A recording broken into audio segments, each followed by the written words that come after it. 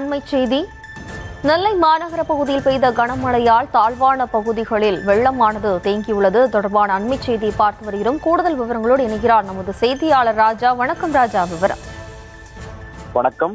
வடகிழக்கு பருவமழை தமிழகத்தில் தென் மாவட்டங்களில் கடந்த சில நாட்களாக மீண்டும் பெய்ய தொடங்கியிருக்கிறது. வளிமண்டல கீழடுக்கு சுழற்சி காரணமாக திருநெல்வேலி, தென்காசி, கன்னியாகுமரி உள்ளிட்ட 5 மாவட்டங்களில் கனமழை பெய்யும் என வானிலை ஆய்வு மையம் அறிவித்திருந்தது. இந்த நிலையில்தான் நெல்லை மாவட்டத்தில் பரவலாக கனமழை பெய்து வருகிறது.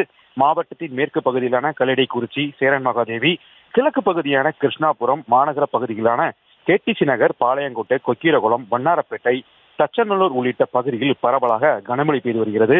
காலையிலிருந்தே வானம் மேகமூட்டத்துடன் காணப்பட்ட நிலையில் மாலையில் 3:30 மணி அளவில் இடிமுள்ளுடன் கருமேகங்கள் திரண்டு கனமழை பெய்ய தொடங்கியது. இந்த மழை சுமார் 1 மணி நேரத்துக்கு மேலாக நீடித்து வந்தது. கனமழை காரணமாக வாகனங்கள் முகப்பு விளக்குகளை எரியவிட்டபடியே செல்கின்றன. தாழ்வான பகுதியில் தண்ணீரும் தேங்கியும் உள்ளது.